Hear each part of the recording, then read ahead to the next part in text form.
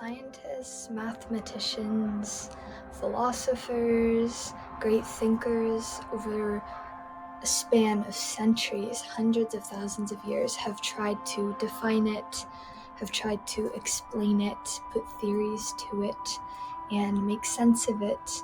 And what is it that I'm referring to? I'm talking about time. It's always been so fascinating to me, this idea that in any given moment, there are so many timelines happening, and they're either weaving in and out of each other, or they're running on their own distinct set trajectory. For example, as I am sitting here recording this, there is also a train that is running on schedule. There is somebody somewhere in the world who is at work. There is somebody who might be sleeping, depending on their time zone. And I know a lot of sci-fi films depict this idea of like time travel or stopping time, or we always talk about it like I ran out of time, or I didn't have enough time, or time flies when you're having fun. We use all of these kind of social constructs of what time is, and this week I really want to zone in on that and really try to understand from a more spiritual perspective what it means to understand that time is not unilinear, running in only one direction, rather it is a multiplicity.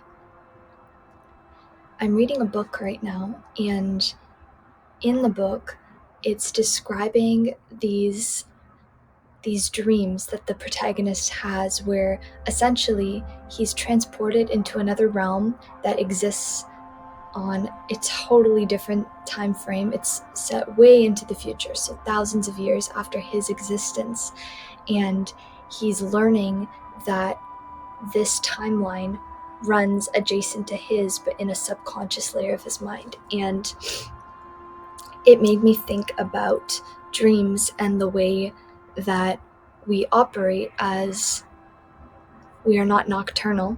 So we have our waking hours and we have our resting hours.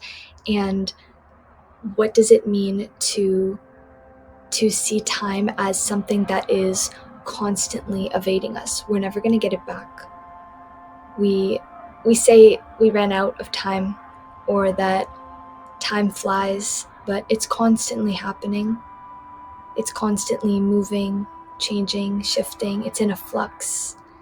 And every single being and non-being is moving through this state of a continuum.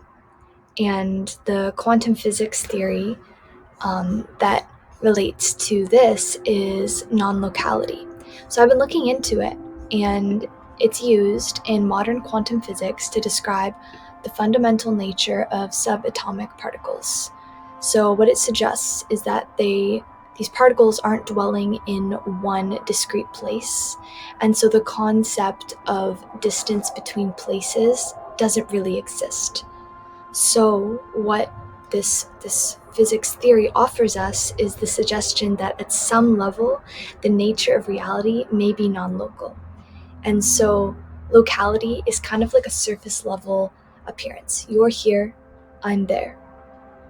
Rather, this theory offers us the suggestion that things are a lot more connected than we tend to think.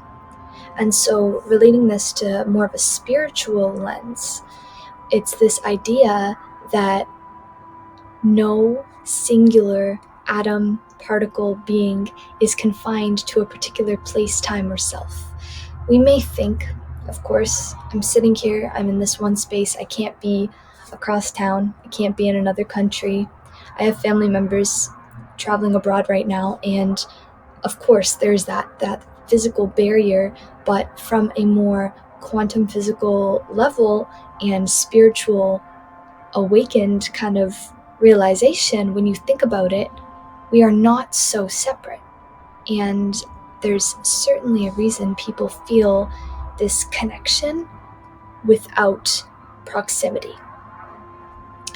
And so this theory is really suggesting that there are more than one dimension, and to live in a realm where we think, okay, what we see is what is. Kind of like relating to this, I grew up in the Catholic Church, so this is the example I'll use, but one of Jesus' disciples said, well, if I can't see God, I'm not going to believe in him. And this idea that like the proof needs to be physical and it needs to be shown to me. But science and modern research is showing that our senses are limited.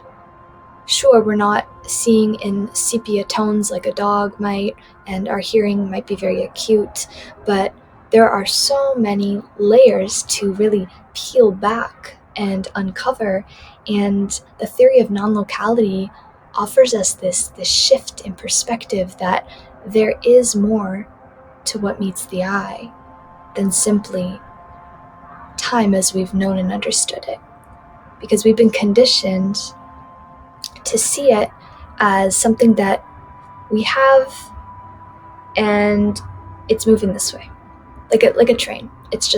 We're running out of it.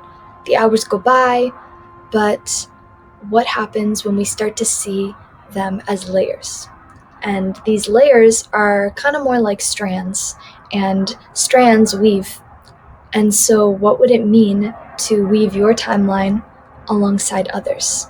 And so this idea of integration, of spaces. Quantum physics is all about particles and their relation to each other and the spaces in between.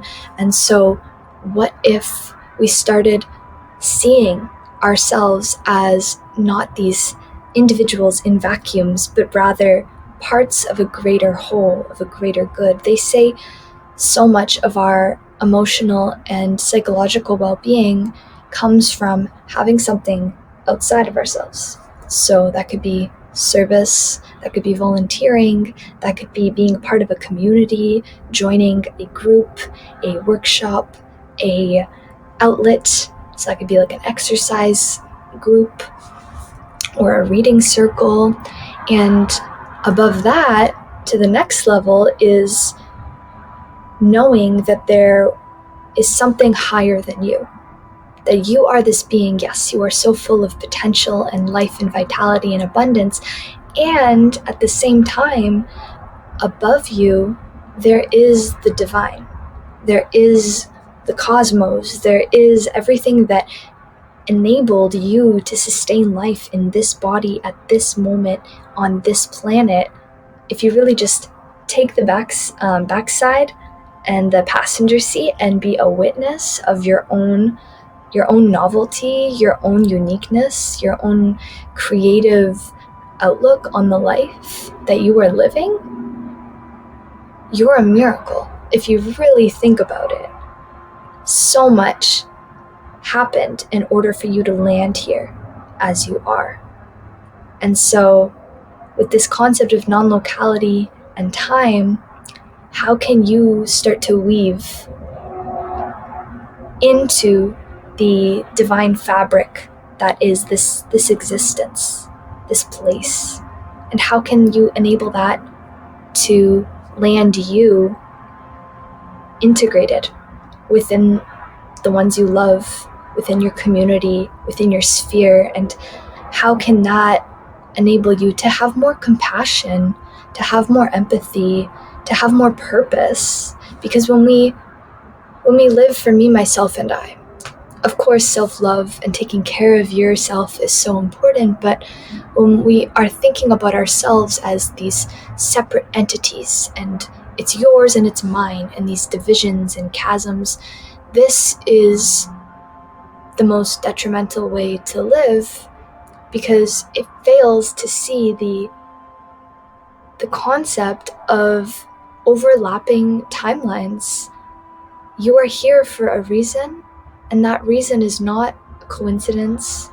It's meant to happen so the people who are in your life are weaving with you, whether or not you can touch it, see it, because we can't touch time, we can't hold it, we can't put it in our back pocket and save some for later. It's going to happen, and we need to have this heightened realization that it is greater than us, and we are given it as a gift. I always say every day is a gift, not a given. So how can you use time as a gift to create, to co-create, to deepen your sense of awareness with everything surrounding you, and just remember that you are exactly where you need to be at any given moment.